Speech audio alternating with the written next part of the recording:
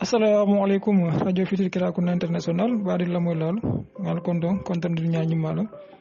momo be dawada manyina mola kabiren do kulal fo no fidèle auditeur et auditrice albadi marfal lan konté wonata encore une fois avec un grand plaisir car la émission présentale e ka fami yirwa kacha mi yalan ko yirwa kolda mambu kar lol kacha la jam bi le mun deuxième numéro bi nak ni mi beddo ko ci la wala keta Youssouf Kandede Youssouf ni konto fana dunna ini auditeur le ñoo konto janni be dunna sujet ñu kon voilà assalamu alaikum mbadi mandin kon nako moy lal ngal konto bak fonti voilà arfan lan konte ya fo ñami din tele ñanta émission animée la en deux versions voilà janni ba commencer la be dunna ka mo be konto radio Fitir Kenda Kunda mol ko chaso la diaspora ani mulbe nawma fo ngal be konto ngal tentu et ngal jaay voilà dans un instant vous aurez l'émission inchallah voilà assalamu alaikum mbadi mandin kon nako moy lal ngal konto bak fonti voilà arfan lan konte ya fo ñami din tele ñanta émission animée la en deux versions voilà janni ba commencer la be dunna ka mo be konto radio Fitir Kenda Kunda mol ko chaso la diaspora ani mulbe nawma fo ngal be konto ngal tentu et ngal jaay voilà dans un instant vous aurez l'émission inchallah. Merci beaucoup monsieur Kandé depuis bon konde kany sindi auditeur mo rek ko nga demande le soto min yalan ko mol soto min kan la moy manke man ko to walle mom man nga kam kon sinno kol diversifier no nyami ka parti do ke fula kan pour ko final permettre yen ko fahamno donc monsieur Kandé bol dato jambi no botala afana sina fanson émission surtout no na plateforme monsieur Kandé encore une fois merci beaucoup pour la disponibilité no botala ngadun kaja kono bi yirwa kaja numéro 2 be mi recevoir la wal kita monsieur Talde monsieur Lamine Tal depuis Kolda monsieur Tal mbe kondon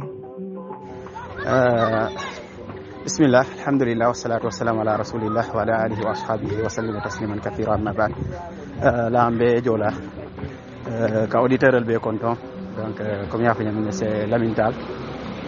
depuis Kolda donc l'auditeur be content mil be au niveau local comme mil be au niveau de la diaspora. Assalamu alaikum les auditeurs et auditrices de la radio Fitir Kirakunda kadum ko lamara mo be content mo be itara dinkilaro yo ka fale ko ada barka ba kenan donc wa comme albe yalo nyame nak bi mi so yan ka tiara ka fale Lamine Tal ni mena ko la parcours do man fale anin ala mamon gundal quoi Lamine Tal comme ñafonu ñamen foronto atami pakawu bantanjan kolti dans la commune de Kolibantan mi yaran ko bi abasirin koldale ko kolda ni nak Lamine Tal al karombe ke koldale donc lycée de Kafo lycée mais ko lycée Alpha Molo donc à 40 en série S2 fa yala bakosoro je 2006 2007 ay bakosoro lycée Alpha Molo Balde de Kolda en série S2 kaba ay bakosoro inata orienté université c'est Anta Diop de Dakar en sciences économiques et de gestion donc ay licence au Sodje 2009 2010 ay licence au Sodo Dakar université en sciences économiques et de gestion donc en option gestion des entreprises donc 2010 kata 2011 à maîtrise au Sodole toujours en sciences économiques et de gestion donc que 2012 ou 2013 Lamine Tal a master 2 Sodole en commerce et management des affaires internationales donc ñu ne Lamine Tal ala karawna parcours donc mo no ñaan ko 40 université de faye master 2 Sodole en commerce et management des affaires internationales bare o fana ko nak Lamine Tal mam monkele donc bunato dans le milieu professionnel donc ay do ko bundamen do wala mo fonko de station do donc 2011 wayta fo 2012 chef de piste mati station de kahome station Olivia centenaire à Kolda donc kabo 2013 wayta 2015 ke cher mati station do kahome station Olivia donc toujours Kolda donc kabo 2016 wayta fo 2018 donc la métal nous gérons toujours station do et quand même station Olivia Tambacounda c'est Namata donc kabo 2018 wayta fo 2020 kono toujours la métal de ko keno station do en site manager station quand même station Shell ay lu venangrale 2018 wayta 2020 mais bi ngi pilote mbay bit le motoden la métal nous gérons entreprise de entreprise meko les délices du Fouladou donc entreprise ni boulangerie le mo pâtisserie le mo fast food fanamu bi kollaten lam talba ngi do kolla bi tilonten donc en quelque sorte pour ka résumer donc ngi nam lam talti mi yanon ko bi radio futur ki raconta international yol soto jang kat ka tiare yiro wala fanara anu nyarta fanara min satna fonni ke sitaro nyato donc auditeur be konton kalge ala na mo nyani mala. Merci beaucoup Zo Soukouta Diop et la présentation, machallah, il n'y a rien à dire. Monsieur Tal, encore une fois, nous sommes contents, nous avons la disponibilité là. Sensible là, il y a la bande de commencer les délices du Fouladou. Nous gérons tout là.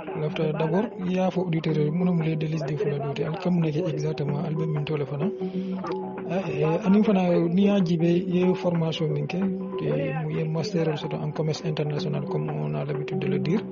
Et puis, en quelque sorte, ça pour l'entrepreneuriat. Il faut faire son business ou il faut gérer un propriété et se expliquer nos mots. Donc, il y a une carrière en billet que il faut expliquer aux auditeurs d'abord. Comme on est d'abord, comment est-ce qu'il y a un million de quoi? Alors, M. Conté, vraiment encore une fois, c'est un réel plaisir. Donc, pour que les questions Diaby de façon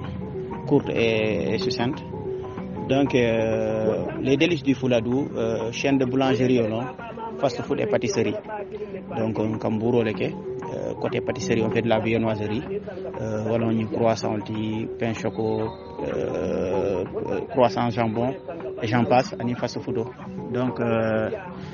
mon café de l'initiative M. Abdourahmane Baldé, un grand politicien connu à Kolda ici.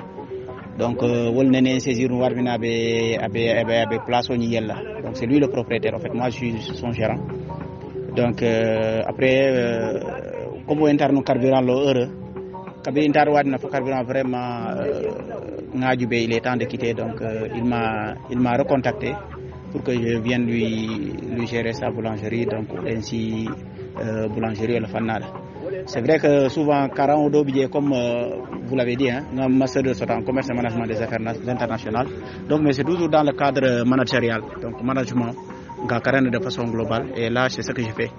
Et comme Fanaya du Benyamine, donc quand on a souvent une maîtrise en gestion des entreprises, c'est qu'on a aussi des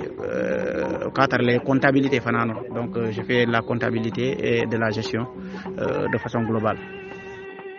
Machallah, monsieur Tal, c'est un membre de Sahiat Logo.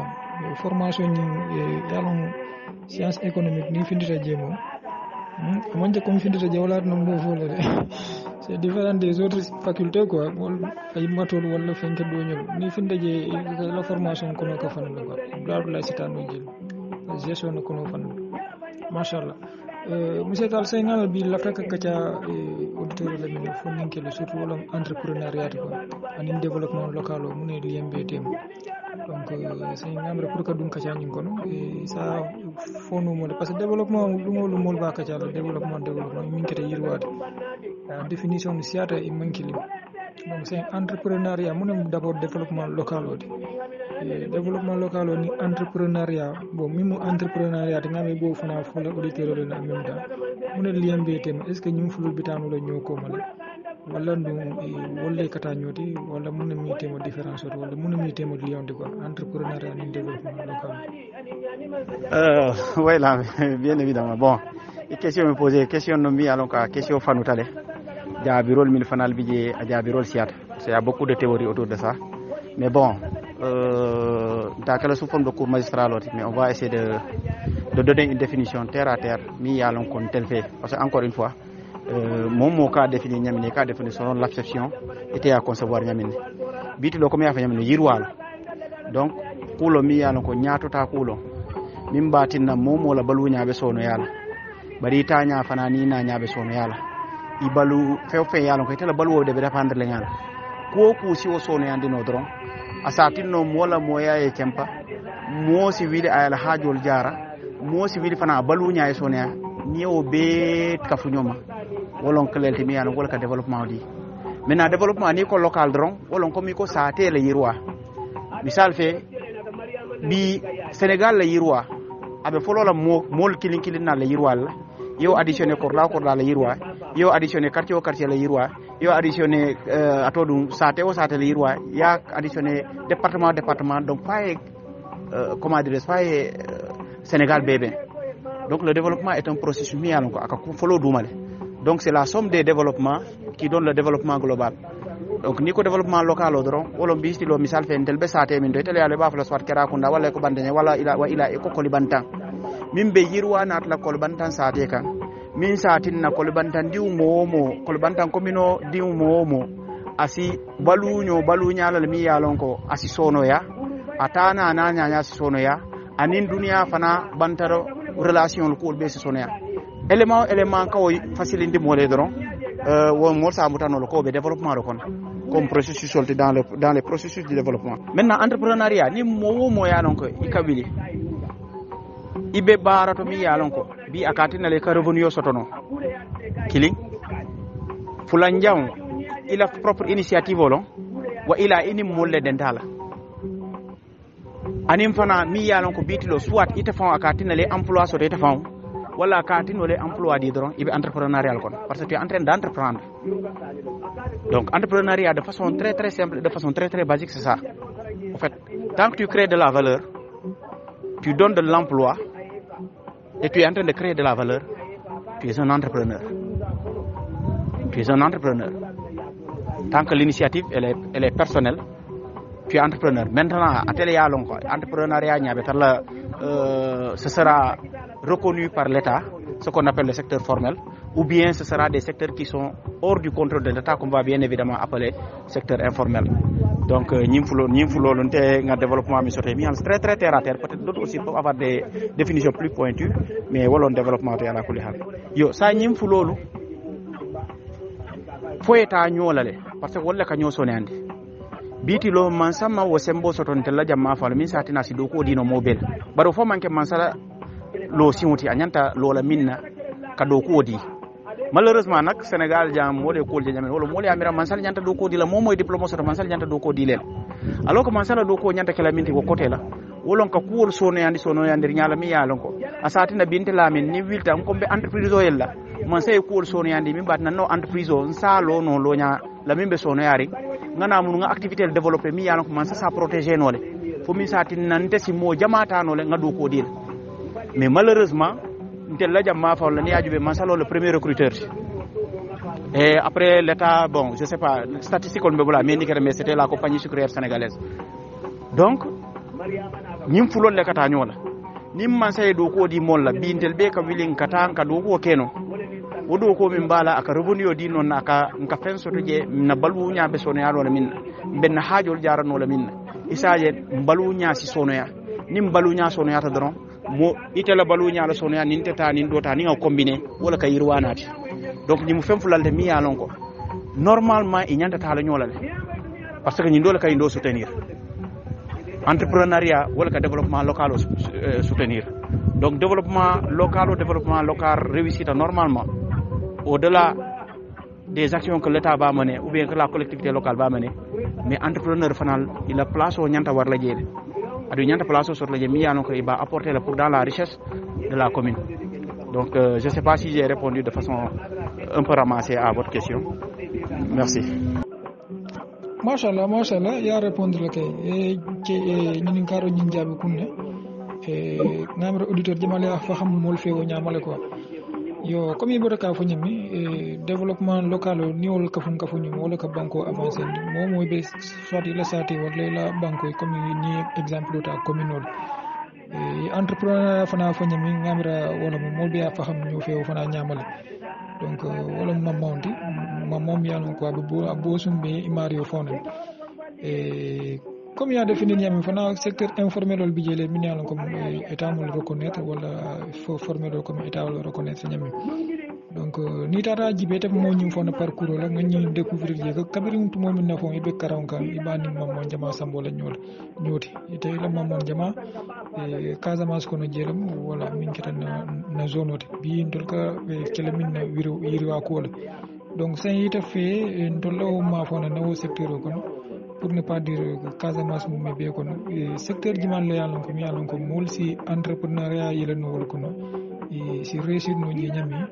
que ça soit autorité locale ou les bas initiative on a la comme ya fa ñami man sakuna parce que ni ko état autorité locale bolle kono wala nous population fon min kete fonding de la plupart ici ces activités jimal les créer no ma fona secteur ko no ma fona pour que irwanati ila satendo oui là ok excellent, une question très pertinente hein? Donc bimbe biti lominto Casamance mosi minki no je si entreprise o yele no minto moma down sincèrement mo kilenti yel ni ya down donc il y a beaucoup d'activités qui peuvent être menées miliano ko bi mol si akeno le secteur de spécialisation til ni ajube transformation transformation des produits céréaliers wolon biti lo amu nyoti amu tuba nyoti amu findoti amu mbayeroti wolbe jamindo biti lo kodolo miyano ko ni momo ya circulon kodolo miyano mota download nol malheureusement del ka jutalale mais tubabdu ni tata woto doba ya muje banna yalati parce que monde industrie dol bi jewul mantra fendo ko nana man ko woti bin delia si spécialisé no mano fanala comme biti lo zone anambe zone spécialisé dal nyamin c'est très possible biti lo fana ka nyel malayandi na zone on si spécialisé na la kat babé mbul alay jodinal gratuitement mais malheureusement bu ka exploiter biti lo maraîchage on si spécialisé no alale parce que na banko sonta produit jamalale na pluviométrie au barkatal sama dio min ka na ma fon le jang on a une très bonne pluviométrie adun mais on peut faire énormément de choses ici ni tara fana élevage wala bi mo ci keno secteur mi embouche bovino mo sa keno le kat embouche bovino be jamde bitlo ninti akalo be bul man kalo be bul wala tubañ kalo wala ño kalo yeni so ya sukki ni ya sa privé ni ya sukki ni wa fi be bénéfice be si ni si toura kili si bénéfice je soto je le 300 000 400 000 kilindro ni sa diol sukki wo ñama parce que be mo secteur mi yana bi mo ci entreprise yelo no alal tu peux entreprendre. Donc il y a l'entreprise qui est pas formalisée, il y a pas formalisée, mais quelque soit alpha mo si balu no alale. Modu si banaya no alale. Donc et beaucoup d'autres. Bi mangol fana mangu jelle katoline de la jama fawn. Milliard ko modu ke transformé.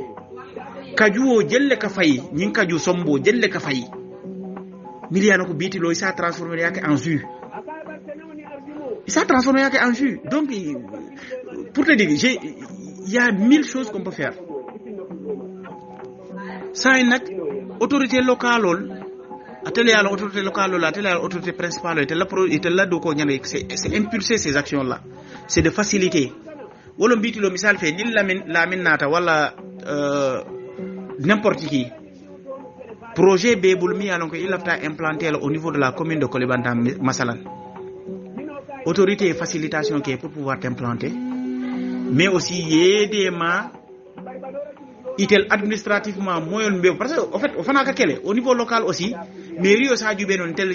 bitilo on dédie tel pourcent de notre budget à l'entrepreneuriat pour mi satina bi ni mominata pour que entreprendre jam mi yano ko ba tinna commune o diwle do ko soto ñi ngaju même bala action ba impulser jam ni facilitation mil keno lay pour amario ñi na do ko itano en avant donc autorité était là en fait était le devoir au moldi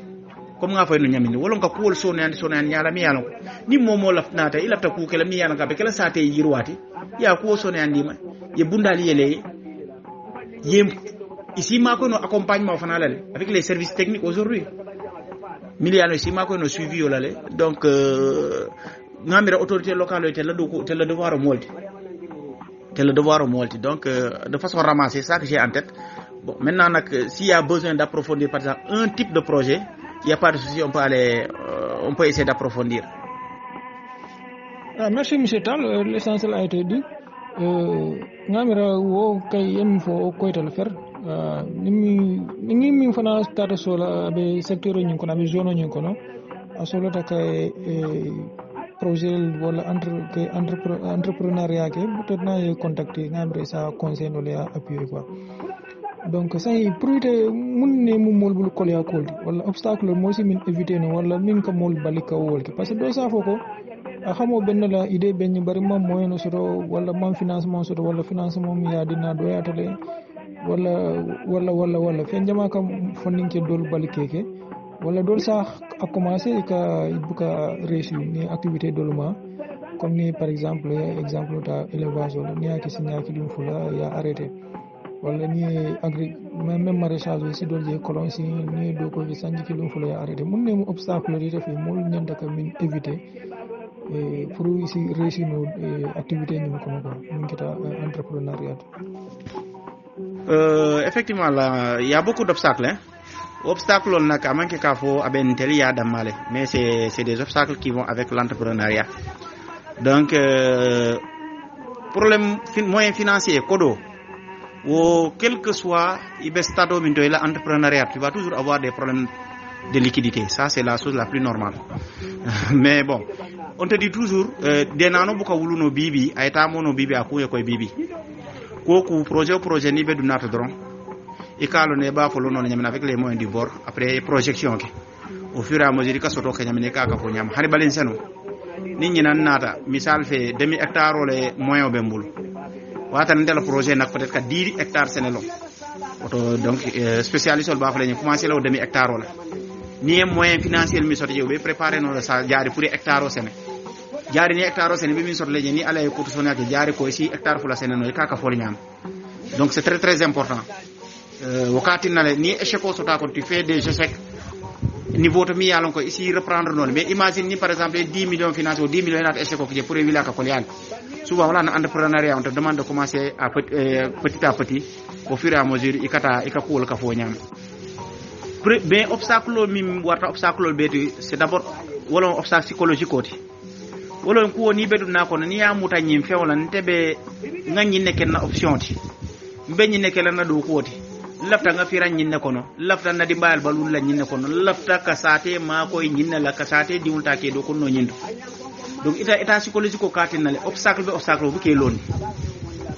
otati na échec ni o échec ndi yelo ye remettre en question non wala y abandonner. Mais chaque échec il a utilisé le pour y ibitano le ñaata ñamin ni nga exemple terre à terre ta mi yano ko biti le projet lo mi yano mo sa folo no comme j'ai l'habitude de le dire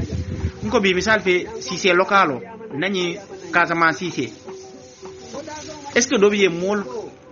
si c'est killing ka wafi jelle la sur les marchés mais actuellement nani si c'est local ni bedu la atel da ko yata ñi si c'est élevage oti. Et pourtant c'est un projet mis à l'homme pour qu'il démarrer 10 000 francs de ça démarrer non. Ni si c'est yere saba soto anin si c'est dundun kilim. Wala do si c'est yere fulani dundun kilim. Ni ya mute so beti. Ya jube ko nyin nentela tan nyin ne kelantela do ko. Ite ka nyame ne ni mol fon la Kenya de mulial. Parce que abnégation min kije ani ka ni so be ami ka ni ndo mi yal waya bula tel 50 ans buka ki kilinti. Voilà. Donc obstacle no biye mi yalon ko pour résumer womu mo fon la hammo dawlati ani mo fon la vision daw mais do bije obstacle do be comme ya fa nyamino fana be normalement be man sale bulu parce que biti lor sate be sate ni tata bi pareta entreprise o yella wala i pareta activité be menela mi yalon ko sate avec quelle sate na fa fenet parmi les facilitations mi yane ka ke c'est l'accès au financement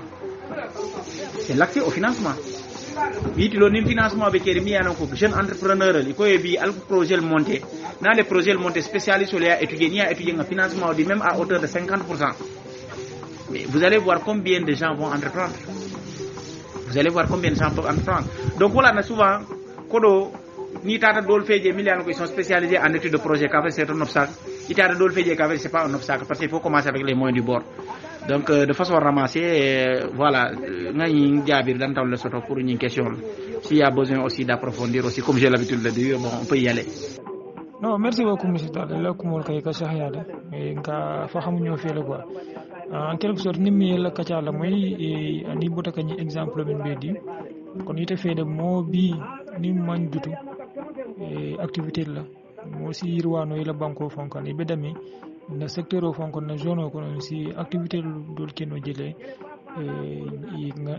investir no jele te si yirwa soto no kono la si firmo soto no kono ko mi yafu nyamin ko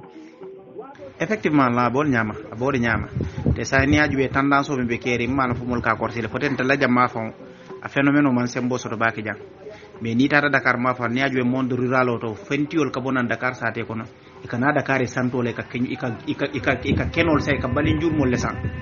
il y avait le phénomène l'expropriation des terres là fa nene débat wilindi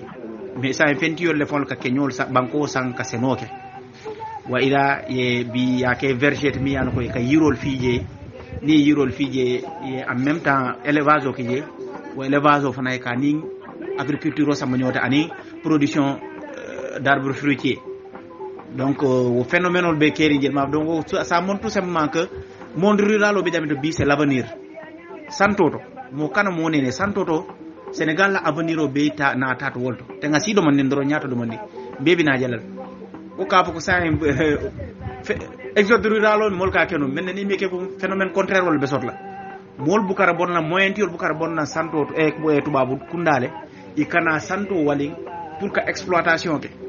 donc ça montre que ressources mi bembul bi amanke fenti mi yan ko nyanta jutlala et vraiment ni équipe municipale couto mbessiri vraiment on les attend aussi sur ce terrain là monsieur le maire Abdoulaye j'espère qu'il nous écoute vraiment que ini sa pakaw diwle si e kacha projet be 1000 bulu e facilitation le kela 1000 sol ta banko le banko dino la 1000 sol ta fana accompagnement technique le yake te ngavere ni ngaw ke rek mbebe fanjala ko kono nyaala son.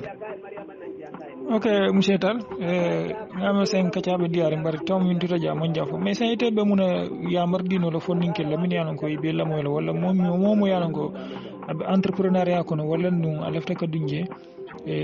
ici conseil no mun ici yamar no mun anim population mum ɓe mum ɓe lamoyla min si iriwanat mun banko ko. Oui là d'accord en fait le meilleur conseil mi ala Moussa dino business de façon globale et à toute la population de Koulibantang de façon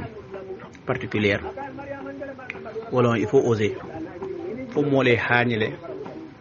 qu'à essayer. Il faut moller à essayer. C'est à force d'essayer qu'on parvient à réussir. Kumi watu watika kata, iba kata kan doma ala fana ketara wala kono. Naro ni ko la ko dunya ko harjeleti. Ani mol fana la harje bodulal fatatal.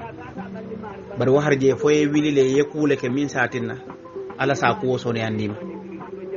donc mol fanal ya lon ko ka fo bitilo ko ngafo no nyaminne do ko dio manke man sala rolo principal oti adun telmil be 40 nga diplôme sota ani miliale bota arab karan le bota daro le ani miliale ko ala man le nyine pote de karan tele bete minin no la man sala ko pra do ko din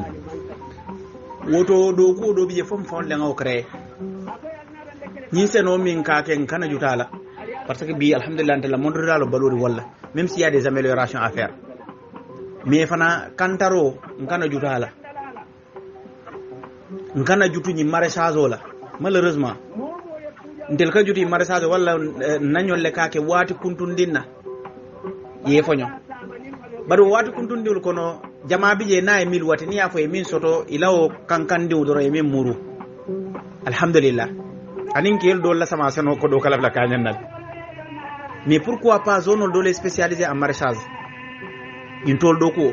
ten diwul jamal ka bon na sate ko no ikata ni tata ni walo ma fa la ibukata fendo je nama ke jardinage oti